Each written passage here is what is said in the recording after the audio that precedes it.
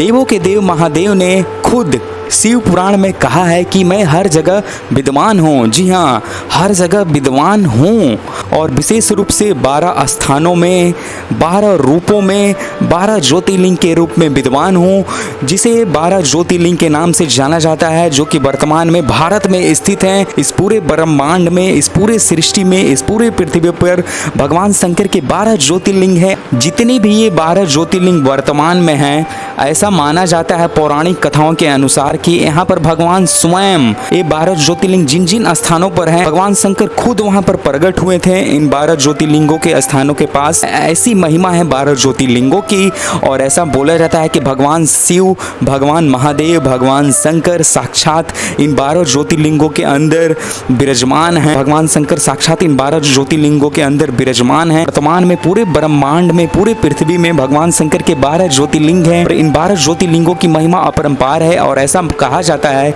कि जो भी भक्त, जो भी श्रद्धालु इन 12 ज्योतिर्लिंगों का दर्शन कर लेंगे, उनकी सारी मनोकामना पूर्ण हो जाएंगी, उन्हें मनवांछित फल मिलेगा, उनके सारे पाप दूर हो जाएंगे, उन्हें मुक्ति मिलेगी। तो ऐसा कहा जाता है पौराणिक कथाओं के अनुसार। आज की वीडियो में मैं भगवान शंकर के पहले ज्योतिर्लिंग यानी कि सोमनाथ ज्योतिर्लिंग के बारे में आपको बताने वाला हूं, जो कि गुजरात राज्य में स्थित है। सोमनाथ ज्योतिर्लिंग, जिसे कि भगवान शंकर का सर्वप्रथम ज्योतिर्लिंग भी माना जाता है। ऐसा कहा जाता है कि इस ब्रह्मांड में, इस सृष्टि में जो ज्योतिर्लिंग सबसे पहले प्रकट हुआ था, उत्पन्न हुआ था, इस पृथ्वी का, इस पूरे ब्रह्मांड का पहला ज्योतिर्लिंग माना जाता है। तो दोस्तों, आज की वीडियो में मैं आपके साथ शेयर करने वाला हूं सोमनाथ ज्योतिर्लिंग का पौराणिक महत्व, ज्योतिर्लिंग की उत्पत्ति की कहानी। सोमनाथ ज्योतिर्लिंग आप अगर जानना चाहते हैं तो कैसे पहुंचे, तो दोस्तों जानने के लिए आज की वीडियो को प्लीज आखिरी तक देखते रहिएगा। आज की वीडियो को प्लीज स्किप मत करिएगा।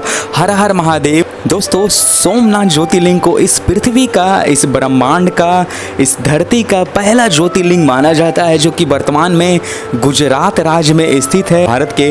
तो चलिए सबसे पहले जानते हैं सोमनाथ ज्योतिर्लिंग की उत्पत्ति कैसी हुई और आखिर क्या है पौराणिक कथा। शिव पुराण की कथा के अनुसार प्राचीन काल में राजा दक्ष जी ने अश्वनी समेत अपनी 27 कन्याओं का जो विवाह था वो किया था चंद्रमा जी के साथ, और 27 कन्याओं का पति बनकर चंद्रमा जी बेहद खुश हुए और जितनी भी 27 कन्याएं भी थीं वो भी चंद्रमा जी को वर के रूप में पाकर बहुत ही ज़्यादा प्रसन्न हुई, बहुत ही ज़्यादा खुश हुई। लेकिन कुछ दिनों के बाद जितनी भी 27 कन्याएं थी राजा दक्ष जी की, जिनका विवाह भगवान चंद्रमा जी के साथ हुआ था, उनकी प्रसन्नता जो थी भगवान चंद्रमा जी को वर के रूप में पाकर वो ज़्यादा दिनों तक नहीं रह सकी, क्योंकि कुछ दिनों के बाद चंद्रमा जी जो थे वो 27 कन्याओं में से एक जो कन्या उनकी थी राजा दक्ष जी की, जिनसे भी उनका विवाह हुआ था, जिनका नाम था रोहिणी जी। भगवान चंद्रमा रोहिणी जी के प्रति बहुत ही ज़्यादा मोहित हो गए थे, अत्यधिक मोहित हो गए थे।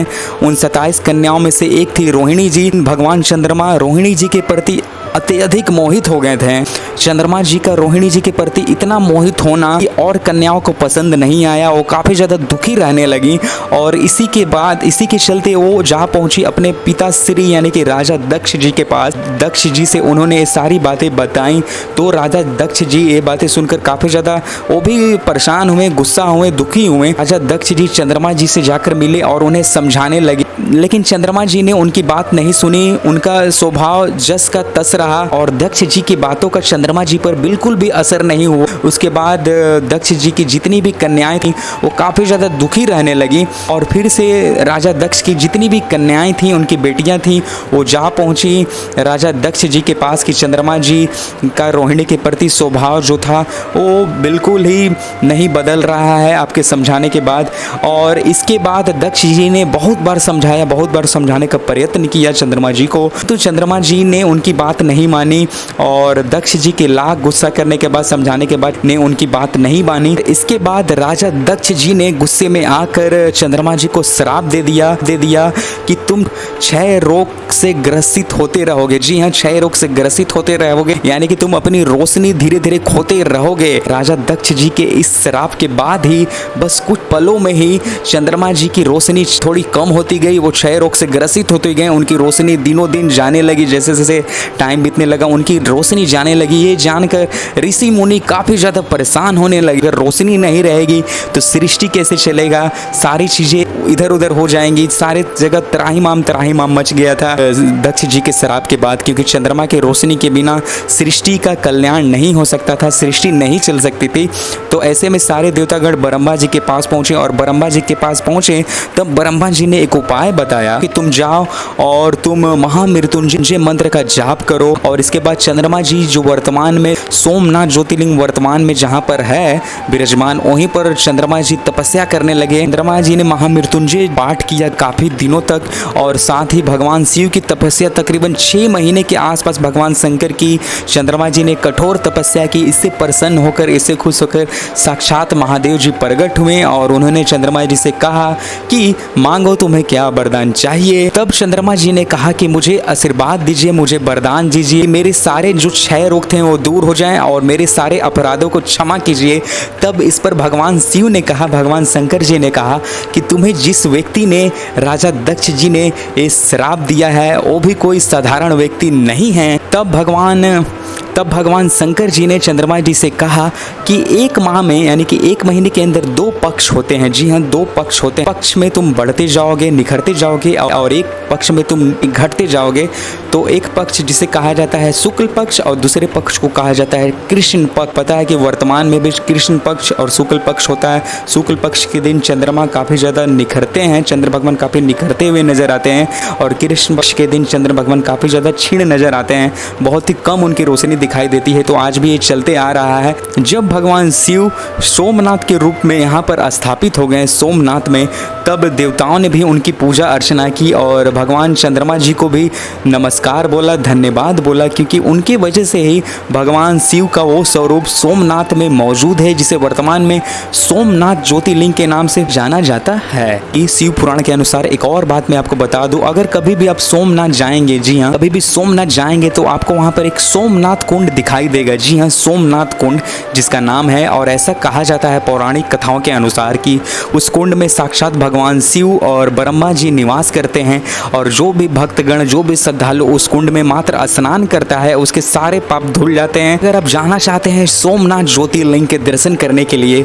तो मैं आपको बता दूं आखिर कैसे पहुंचे सोमनाथ और दर्शन करें भगवान शिव की इस पवित्र ज्योतिर्लिंग का। तो मैं आपको बता दूं, अगर आप बाई फ्लाइट जाना चाहते हैं तो गुजरात का, जी हाँ, गुजरात का केसोद एयरपोर्ट है सोमनाथ के इस पवित्र मंदिर से सबसे ज़्यादा नज़दीक 55 किलोमीटर की दूरी पर स्थित है। केसोद एयरपोर्ट आप जा सकते हैं। इसके अलावा दूसरे एयरपोर्ट की बात की जाए तो दूसरा एयरपोर्ट है दीव। जी हाँ, दीव एयरपोर्ट जो कि दूसरा एयरपोर्ट है जो कि सोमनाथ के इस मंदिर से 80 से 82 किलोमीटर की दूरी पर स्थित है। दीव एयरपोर्ट उतर सकते हैं, और इन दोनों एयरपोर्टों से, चाहे वो गुजरात का केसोद एयरपोर्ट हो चाहे दीव एयरपोर्ट हो, यहाँ से आपको बस और टैक्सी सर्विस बहुत ही आसानी से सोमनाथ के इस मंदिर के लिए मिल जाएंगी, तो आप आसानी से आ सकते हैं।